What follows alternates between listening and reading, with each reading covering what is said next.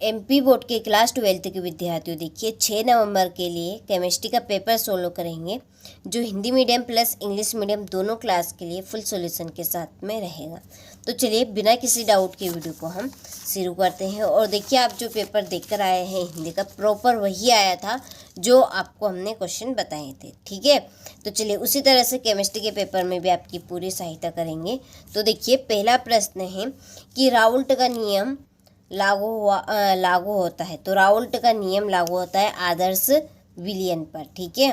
इसका साफ का राइट रहेगा। दूसरा है एनोड पर होने वाली क्रिया है, एनोड पर होने वाली जो क्रिया है वो है ऑक्सीकरण, ठीक है।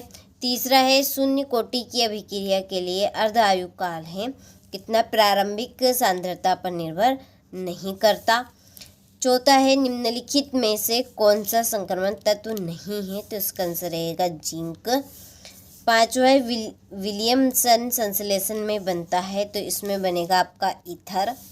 छठा है डीएनए पाए जाने वाला शर्करा है डीऑक्सीराइबोज, ठीक है। ये आपका राइट रहेगा।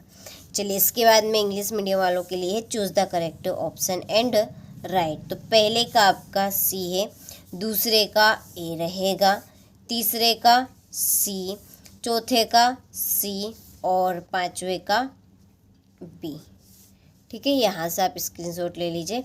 और ये आपका सेट ए है और इसके बाद में एक और पेपर रहेगा सेट बी। तो आपके पास कोई सा भी आए, सेट ए या सेट बी, उससे कोई लेन देना नहीं। देखिए क्वेश्चन आपके वही रहेंगे, ठीक है। हमें सेट से मतलब नहीं है बिल्कुल भी। तो देखिए रिक्त स्थानों की पूर्ति कीजिए। पहला है हेनरी नियम स्थिरांक की इकाई खालिस्तान है, मोल लीटर इनवर्स।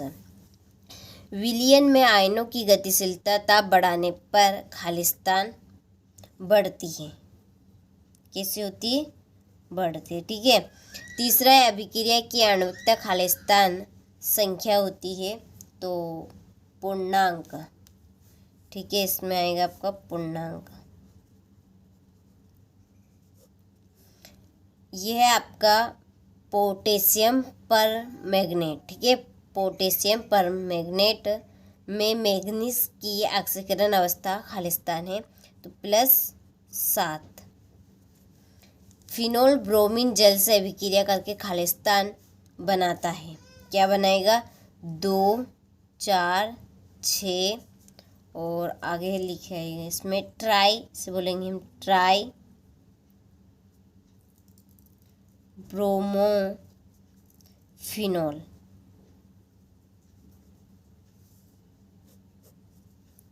ठीक है, ट्राई ब्रोमोफिनोल। प्रोटीन का जल अपघटन करने पर खालिस्तान प्राप्त होते हैं, एमिनो। चलिए तो ये आपके इस तरह से रिक्त स्थान हुए, स्क्रीनशॉट आप ले लीजिए और अच्छे से कंप्लीट कीजिए। इसके बाद में ये आपके इंग्लिश मीडियम वालों के लिए, ठीक है। चलिए तीसरे प्रश्न की ओर बढ़ते हैं। तो समपराशरी विलयन का परासरण दाब समान होता है, तो ये आपका सत्य है।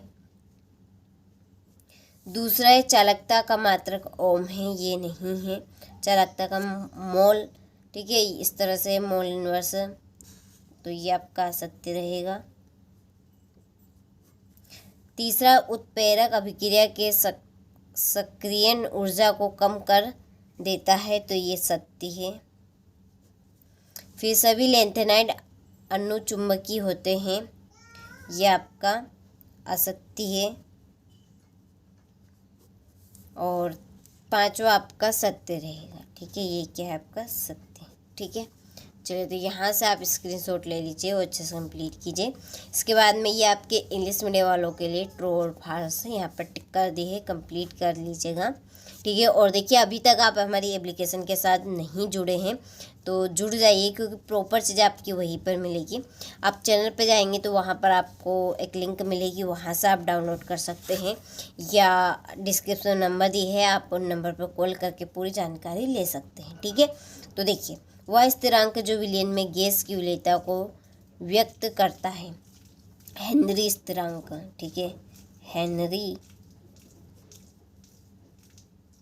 स्थिरांक। दूसरा है वहाँ सेल जो विद्युत ऊर्जा को रासायनिक ऊर्जा में बदलता है। विद्युत अपघटनी सेल क्या कहलाएगा? विद्युत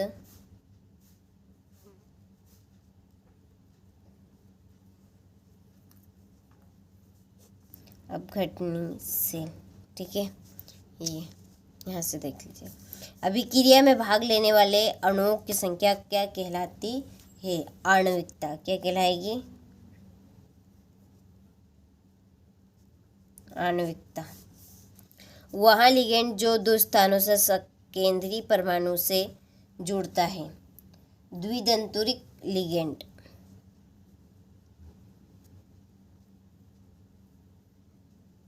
दंतुक लिगेंड।